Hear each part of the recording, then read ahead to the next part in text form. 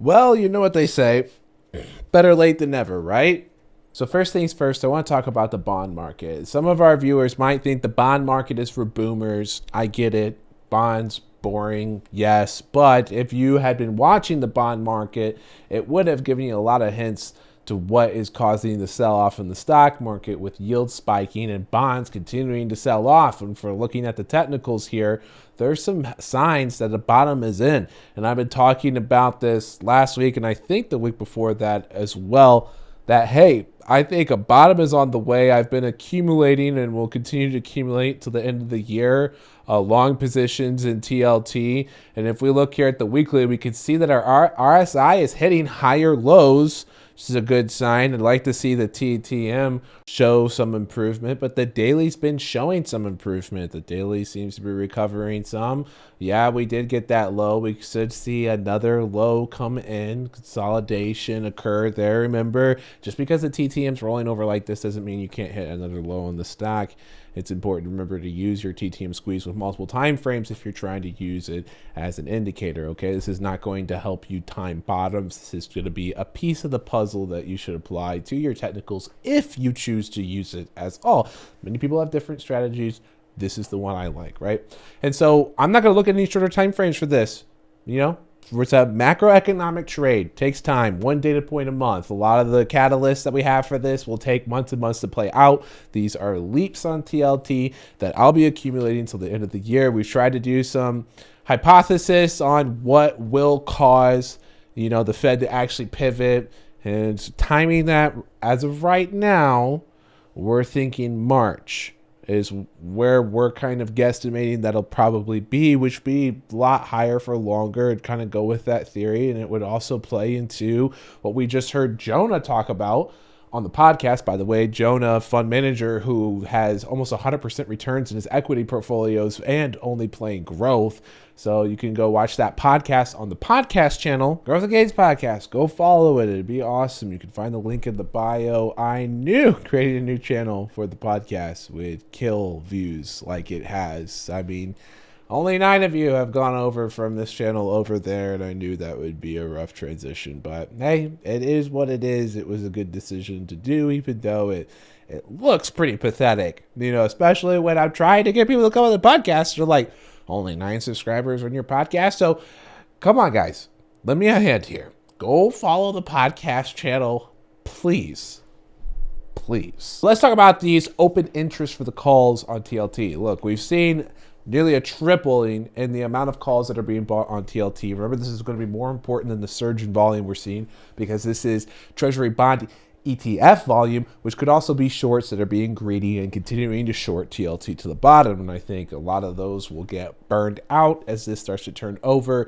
I mean, we've just seen so many signs. I think this will be the trade that I've been wanting to happen for nearly 2 years, and eventually it'll be really profitable. And I think we're starting to get to that point. So I will continue to talk about this and accumulate into the end of the year. But let's also talk about earnings coming up. So we got our earnings calendar here, and we've got Netflix and Tesla, a bunch of the banks as well. The banks are going to be really important to keep an eye on, because banks could kill the market. However, don't forget that I had shared, and I even have it pinned as a short on my Twitter as well. If you go to my Twitter profile, it's this first video you're going to see here. S&P undefeated. When the S&P has given at least 10% gains by the end of July and then had a poor August and September, it's undefeated for positive returns in the fourth quarter. Now, exactly. So even though I'm going to be watching bank earnings and I think that they're important and could hint at some weakness to come, I think the market could rally if tech does well. Now, I'm usually all for playing company earnings. However, this week, nothing is that spicy to me. Tesla's stuck in this big wedge. The technicals are sending mixed signals. Daily looks bullish, but 4-hour looks bearish. 1 hour looks like it could get bullish, but wants to consolidate a bit lower. And overall, until we break out of this giant wedge I'm seeing, nothing looks all that appealing to me. This looks like an ABC chop. Until that confirms what it's doing, I'm going to be uncertain here, because this could be a 5-wave pattern with a 1-2-3, 1-2-3, similar to what the possibility is for SPY right now. And even if that is the case, like in the Discord, I even set up some 450 calls into the end of the year, which bled in the short term on me, but we'll be fine. Plenty of time there, right? And I'm shorting other stocks into it. But this, as in Tesla, doesn't look like something I want to play into earnings. And I think a lot of stocks look like that, to be honest. Netflix is another one. I believe it's in the ABC to the downside. Similar story to Tesla. Similar story across all the big tech stocks right now, right? And so I'm looking at a potential visit to 343 to continue this extension. Remember, the 0.618 is usually your magic number. It's the most popular one. It doesn't mean that it's a guarantee. ABC's really hard, right? But, this is a C wave, but it's not like you could have just shorted the C wave, right? You probably would have gotten burned out right here, and then it went lower anyways, right? So I'm looking at, hey, if we see 343, that might be a point at which I'll get bullish. If it touches that before earnings and the contracts, the option chain doesn't look like it's cooking in too much premium there and isn't carrying a ton of volatility, maybe it'll look appealing to me. I think that scenario is very unlikely. So that's what I'm looking at right now. I'm probably going to chase whatever trends come after earnings rather than playing into earnings this season. And I think that's going to be the wise thing to do because the market is so volatile. And that volatility has already been climbing into that, right? We saw the VIX spike coming into earnings. The VIX got above 20. Remember, above 20, lots of turbulence in the market. And also remember, a lot of that's going to be correlated to whatever's going on in bonds. And you already see SPY's gapping up. But watch this bond market, because if this bond market melts down further, this probably isn't going to last, and it's going to probably go lower. If we see another low on TLT, watch out for SPY, because it might try and retest the lows that we've already seen. All right, we hit 418 in the after hours. I had 425 pinned. If you remember, when this market was at 444, I was saying we're going to 430. Then I was like, okay, 425, and then it went to 420. That was way weaker than I expected. The war probably had a little bit to do with that. It's definitely caused some turbulence right now.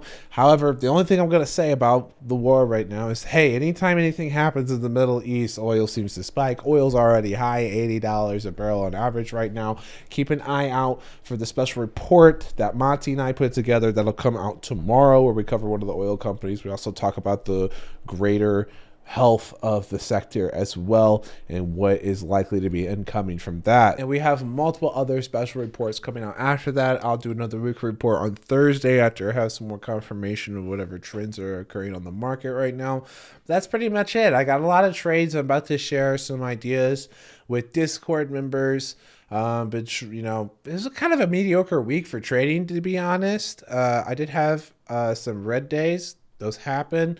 Ended up kind of recovering some of that into the end of the week, which was, always great.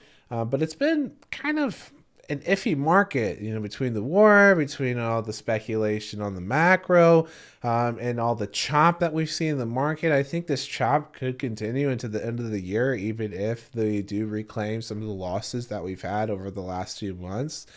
So it's going to be rough, and even looking at a stock like NVIDIA, we've had this B wave come to the upside, but, this looks like it's setting up for a C wave back to the downside, even though the daily seems to be strong right now. You can even see the RSIs coming over down here. If you see it cross this SMA, look, watch out below, and actually the 4 hour looks pretty awful right now. Yeah, so it's suspicious right now. It's suspicious out here. Proceed with caution. There was ever a time where you just kind of wanted to sit on cash and maybe let this play out a bit. This might be one of them, because we know next year's most likely high chance of being rough. And even if it isn't, you could see a lot of people position as if it is already a certainty at the beginning of next year. So I'm probably going to have a few reports, over the next coming months that sound a lot like this one, where I'm like, I don't know, I'm probably going to be doing a lot of day trading and looking at chasing for whatever trends develop rather than having quite as many long-term plays and just looking to catch the broader sentiment. Like those SPY 450 calls, I think, we hit some recovery, no certainties of actually hitting new highs. I've heard some people say the market still has the potential to go all the way to 470. That was the theory of 1, 2, 3, 4, 5. I still am not totally bought into it, but hey, look at the daily improving on the SPY. Maybe it happens. We look at NVIDIA and it's like, so let's see. ChatGPT 5 save the market. Can you do it?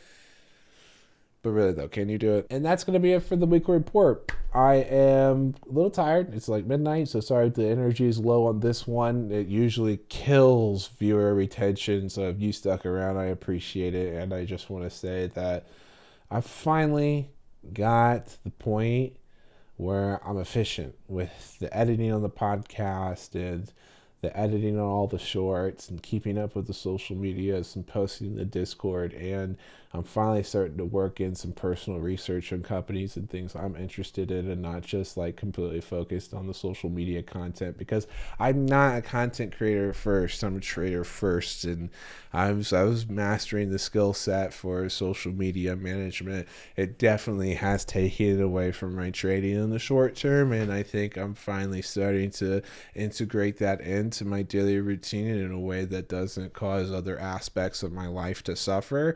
And so hopefully we're getting to that level of mastery.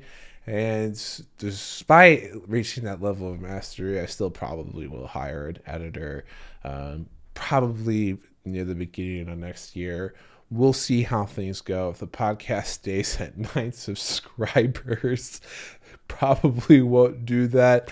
I do need some sort of justification in our numbers and our viewership to say, yeah, let's go hard at this. But that's just what's going on. Sorry to turn this into a vlog. I hope you found my market commentary helpful, and I'll see you on the next one.